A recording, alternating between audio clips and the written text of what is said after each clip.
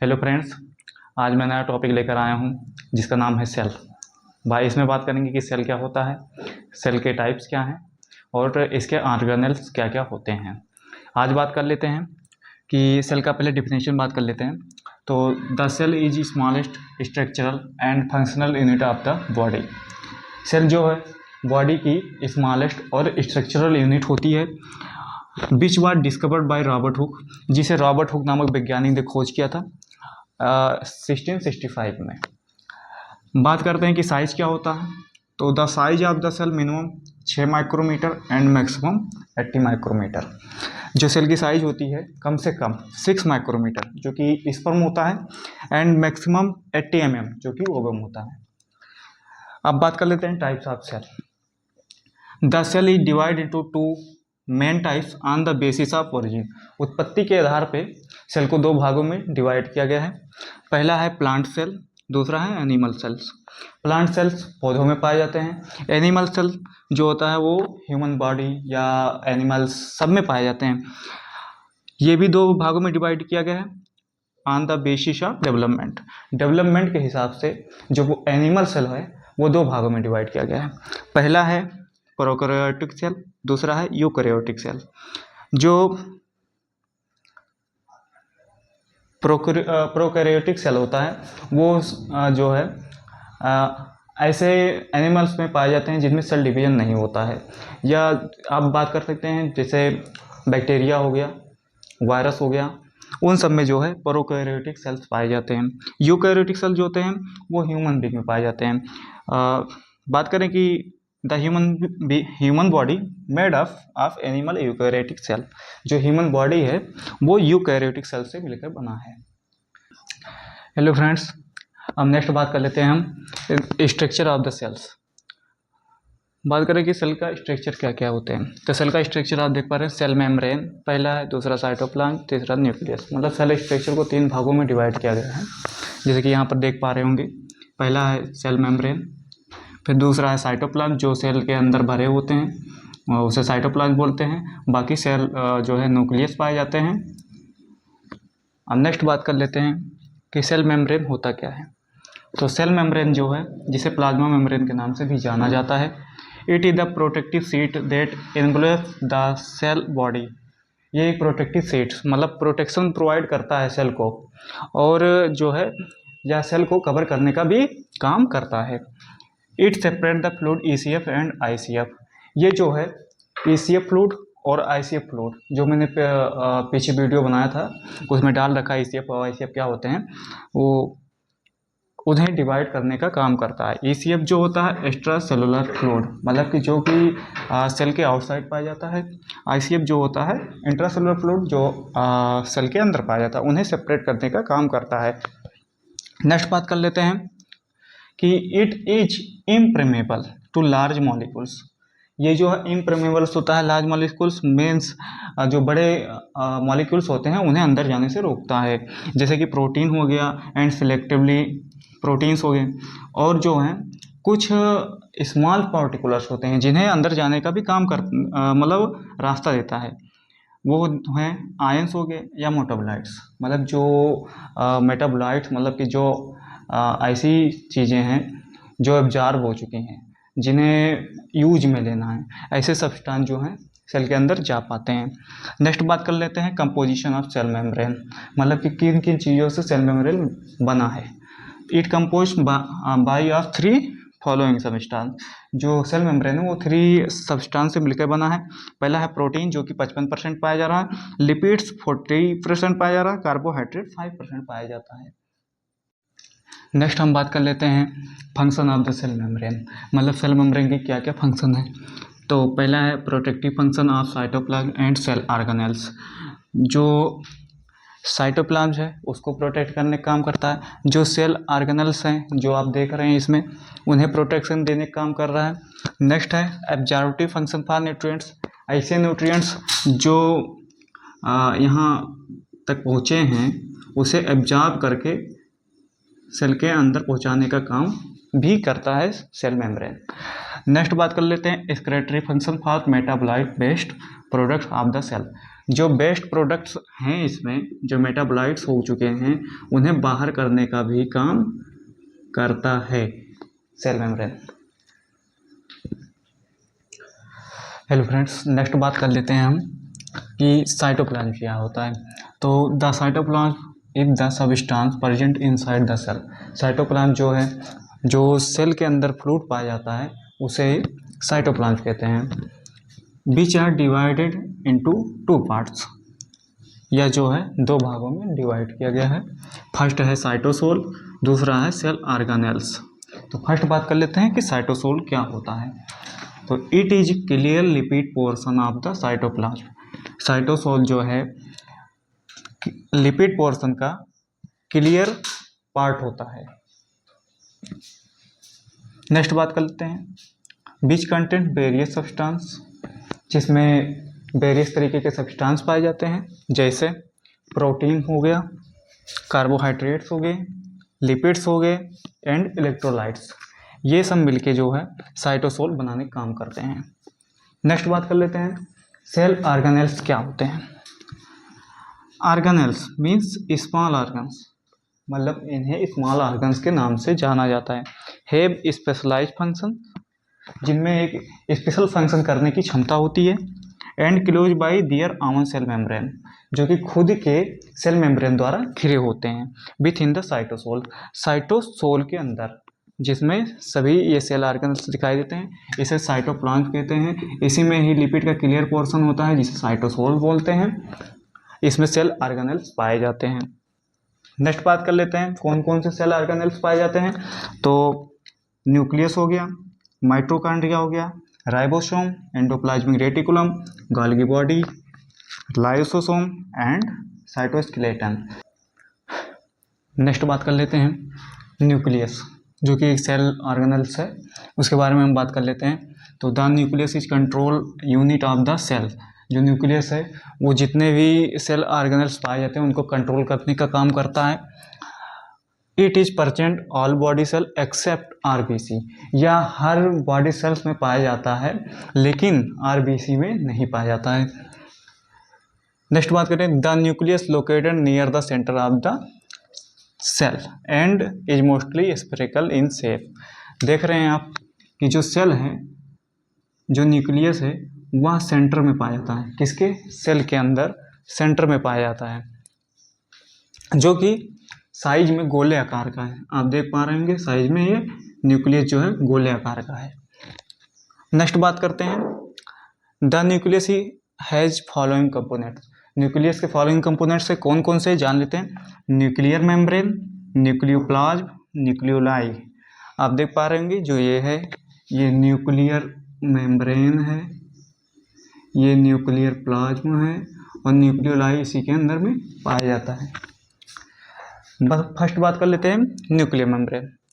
The nucleus is covered by a double layer membrane called nuclear membrane. Nucleus जो है double layer के membrane से घिरा होता है, जिसे हम न्यूक्लियर मेम्ब्रेन कहते हैं। नेक्स्ट बात करते हैं and enclose the fluid called nucleoplasm. इसके अंदर जो फ्लूइड पाया जाता है उसे हम न्यूक्लियोप्लाज्म कहते हैं। इन membrane has nuclear pore that allows nucleoplasm to communicate the cytoplasm. इसके अंदर जो न्यूक्लियर मेम्ब्रेन है उसमें जो है हमें पोर्स दिखाई देते हैं। देख पा रहे हैं आप, थोड़ा थोड़ा पोर्स दिखाई देते हैं, जो कि कम्युनिकेट मिलाने का काम करते हैं। किससे? जो ये साइटोप्लाज्म हैं और ये न्यूक्लियोप्लाज्म, दोनों को आपस में मिलाने का काम करते हैं। नेक्स्ट बात कर लेते हैं न्यूक्लियोप्लाज्म। तो जो न्यूक्लियोप्लाज्म है, it is a jelly like substance which contains large quantity of genetic materials in the form of DNA. जो न्यूक्लियोप्लाज्म है वह जेली लाइक सब्सटेंस है जिसके अंदर जेनेटिक मटेरियल्स, बात करें जेनेटिक मटेरियल्स क्या होते हैं, तो जेनेटिक मटेरियल्स जो होता है वो एक पीढ़ी से दूसरे पीढ़ी में ट्रांसफ़र होता है, उसे जेनेटिक मटेरियल्स कहते हैं, जो कि स्टोर होता है in the form of DNA. DNA के फॉर्म में स्टोर रहता है। नेक्स्ट बात करें न्यूक्लियोलाई। न्यूक्लियोलाई क्या होता है? Each nucleus content one or more nucleoli. एक न्यूक्लियस के अंदर एक या और ज़्यादा न्यूक्लियोलाई पाए जाते हैं। बीच है RNA, जिसके पास RNA है, एंड सम प्रोटीन्स, और कुछ प्रोटीन्स पाए जाते हैं। बीच are similar to those found in ribosome, जो कि राइबोसोम के अंदर जो फ्लूइड पाया जाता है उसकी तरह सेम दिखाई देते हैं। The RNA synthesised by chromosome. Next बात करें तो जो RNA है वो सिंथेसाइज होता है किसके द्वारा? क्रोमोसोम के द्वारा, एंड स्टोर्ड इन न्यूक्लियोलाई, और न्यूक्लियोलाई के अंदर स्टोर रहता है। नेक्स्ट बात कर लेते हैं function of the nucleus. Nucleus का कार्य क्या है? It controls all activities of cell, या सेल के जितने भी एक्टिविटीज होते हैं उन्हें कंट्रोल करने का काम करता है। इट सिंथेसाइज RNA, या RNA को सिंथेसाइज करने में भी हेल्प करता है। Forms of units of ribosome, ribosome के जितने भी यूनिट्स हैं उन्हें बनाने का काम करता है।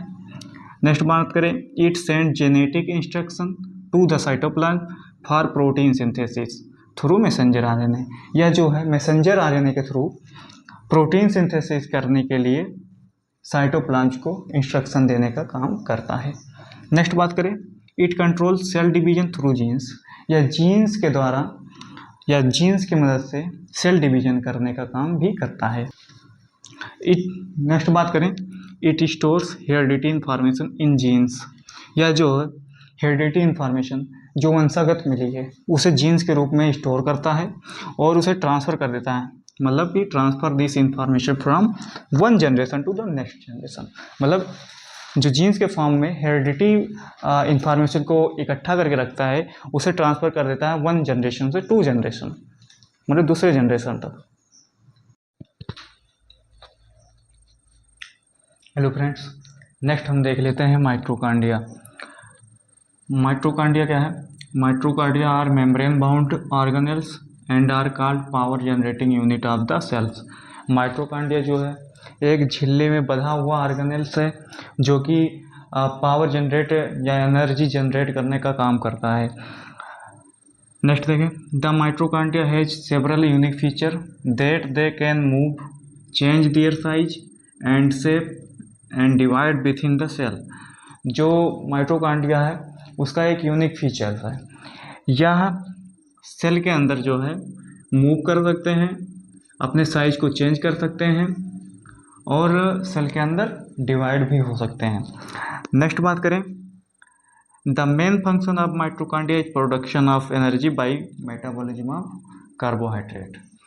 जो माइटोकॉन्ड्रिया का मेन फंक्शन है वह एनर्जी प्रोडक्शन करने का काम है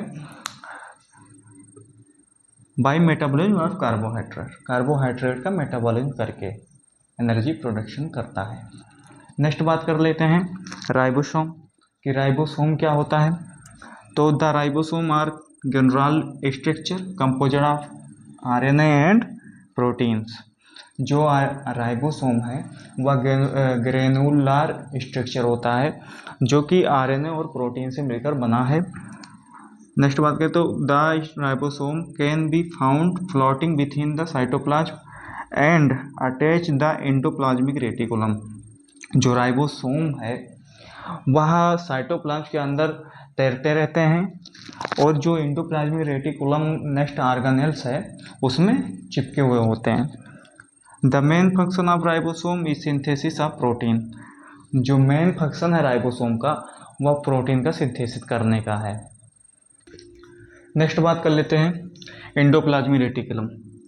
तो it is made up of tubules which form an interconnected network which acts link between organelles and cell membrane. जो एंडोप्लाज्मिक रेटिकुलम है वह ट्यूब्यूल से मिलकर बना है जो कि इंटरकनेक्टेड नेटवर्क का फॉर्मेशन करता है। ये इंटरकनेक्टेड नेटवर्क क्या करते हैं? ये जो हैं ऑर्गेनेल्स और सेल के आपस में जोड़ के रखते हैं। नेक्स्ट बात करें कि ये कितने टाइप्स का होता है।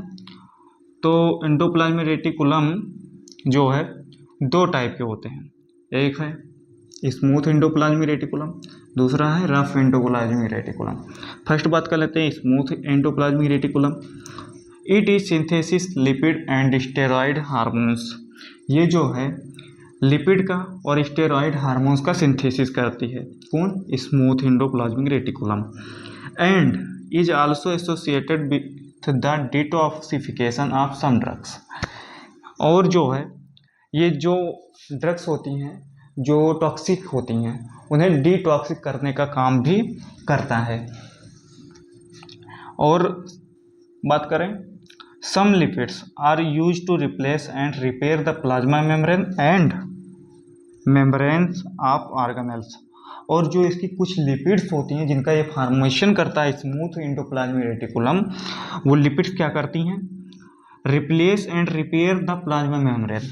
मतलब जो प्लाज्मा मेम्ब्रेन है अगर किसी कारण से वो टूट गई हैं मान लो, तो इनको रिप्लेस करने का काम भी करता है, या कोई दिक्कतें अगर आई हैं अगर मान लो, तो उसको रिपेयर करने का भी काम ये करता है। और साथ ही साथ में सेल ऑर्गेनल्स की जो ये होती नहीं हैं मेम्ब्रेन्स, उनको भी ठीक करने का काम यही करता है। नेक्स्ट बात कर लेते हैं रफ एंडोप्लाज्मिक रेटिकुलम। तो जो rough endoplasmic reticulum studded with ribosome, मतलब जो रफ एंडोप्लाज्मिक रेटिड है उसमें जो है जो राइबोसोम है वो धसे हुए होते हैं। स्टेडेड मतलब धसा हुआ पाए जाते हैं। These are the site of synthesis of protein. ये जो साइट्स होते हैं जहाँ पर ये देख रहे होंगे आप, ये सब राइबोसोम अटैच है, यही साइट है जो कि प्रोटीन का सिंथेसिस करती है और एक्सपोर्ट करने का काम करती है। यहाँ से एंडोप्लाज्मिक रेटिकुलम, जो रफ एंडोप्लाज्मिक रेटिकुलम है वह प्रोटीन का सिंथेसिस करती है और साथ ही साथ में उसे एक्सपोर्ट करने का काम भी करती है।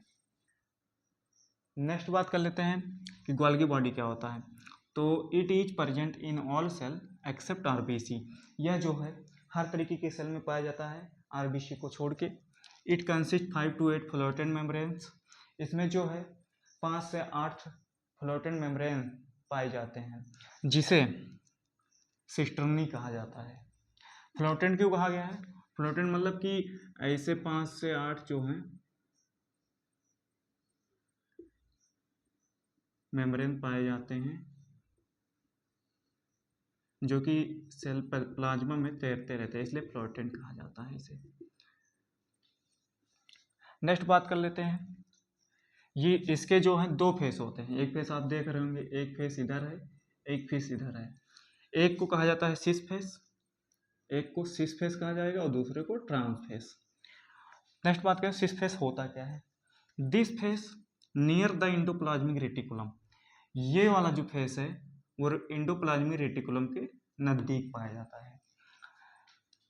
रेट थ्रू बीच द, जिसके द्वारा vesicles inter into Golgi body. जो प्रोटीन्स बने हैं एंडोप्लाज्मिक रेटिकुलम में, इसके द्वारा इंटर करते हैं किसमें? गोल्गी बॉडी में। और गोल्गी बॉडी के अंदर जो है मैच्योर होते हैं। नेक्स्ट अभी फंक्शन के बारे में हम बात करेंगे, लेकिन यहाँ पर बस इतना जानिए कि जो एक सिस फेस होता है उसके द्वारा जो प्रोटीन बने हैं वो गोल्गी बॉडी में एंटर करता है। नेक्स्ट बात करते हैं ट्रांसफेस। It is situated the cell membrane through which processed substance is it. ये वाला जो पोर्शन है वो सेल मेम्ब्रेन जैसे ऐसे है उसके पास पाया जाता है। इसी के थ्रू जो प्रोटीन मैच्योर हुए हैं इसी के थ्रू जो है सेल से एग्जिट हो जाते हैं और अपने टारगेट साइट तक पहुंच जाते हैं। फंक्शन की बात कर लेते हैं। Function of Golgi body. The main function of Golgi body maturation of proteins. ये जो है प्रोटीन को मैच्योर करता है इसके अंदर। पैकिंग ऑफ प्रोटीन्स, पैकिंग करने का काम करता है। एंड ट्रांसफर ऑफ प्रोटीन, और प्रोटीन को जो है सेल मेम्ब्रेन के थ्रू बाहर करने का काम भी करता है। नेक्स्ट बात कर लेते हैं कि लाइसोसोम क्या होता है। Lysosome, these are small membranous spherical shaped organelles containing hydrolyzed enzymes capable for degrading large molecules or waste materials. जो लाइसोसोम है एक small membranes spherical shapes organelles है जो कि हाइड्रोलेज एंजाइम्स से मिलकर बना है। बात करें ये डिग्रेडिंग करने काम करता है, डिग्रेडिंग मीन्स नष्ट करने काम। Large molecules and waste materials, large molecules को और वेस्ट मटेरियल को नष्ट करने का काम लाइसोसोम करता है। फंक्शन की बात करें कि फंक्शन ऑफ लाइसोसोम, तो डाइजेशन ऑफ अनवांटेड सब्सटेंस, ये जो है जो ज़रूरत की चीज़ें नहीं उसे डाइजेस्ट करने का काम करता है सेल के अंदर। Removal of excess secretory product in cell, जो एक्सेस एक्सक्रेटरी प्रोडक्ट हैं जो वेस्ट मटेरियल्स हैं उसको ऐसे जो है लाइसोसोम कलेक्ट करके और इसके थ्रू मेम्ब्रेन के थ्रू जो है बाहर कर देता है। नेक्स्ट बात कर लेते हैं साइटोस्केलेटन कि साइटोस्केलेटन क्या होता है। लेकिन उससे पहले अगर ये वीडियो आपके लिए थोड़ा सा भी हेल्पफुल है तो वीडियो को लाइक करें, चैनल को सब्सक्राइब करें और वीडियो को शेयर करना ना भूलें। तो बात कर लेते हैं cytoskeleton. It is the complex network of tiny protein fibre, ये जो है जटिल नेटवर्क का बनाने काम करती है जो कि स्मॉल प्रोटीन फाइबर्स के बने होते हैं। The cytoskeleton provide internal support of the cell, जो साइटोस्केलेटन है वो इंटरनल सपोर्ट प्रोवाइड करते हैं सेल को। And the response it is essential for the cellular movement and the response of the external stimulants।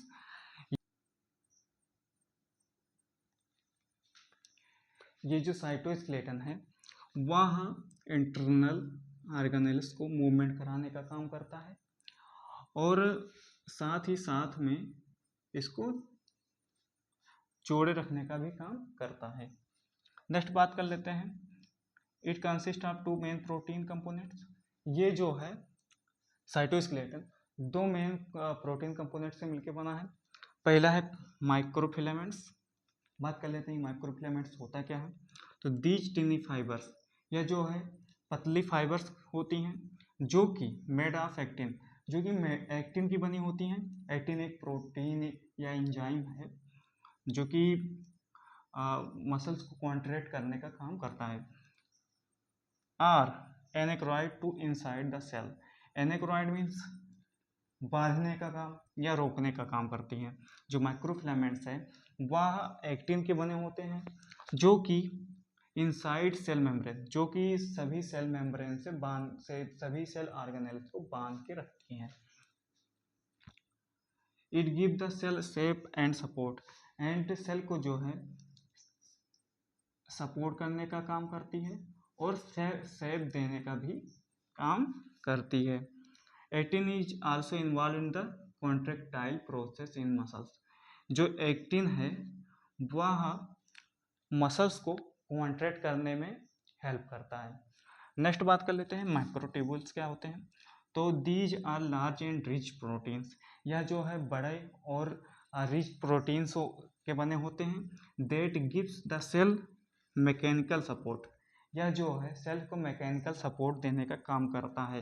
And also provide the guidance for internal movements, और जो cell organelles हैं उनको internal movement करने का guidance देता है। For example जो organelles हैं उनको मूवमेंट कराने का काम करता है जब, और क्रोमोसोम्स को मूवमेंट कराने का काम करता है जब सेल डिवीजन होता है, तब क्रोमोसोम का वो होता है मूवमेंट होता है। इस पे मैं लॉन्ग वीडियो बनाऊंगा।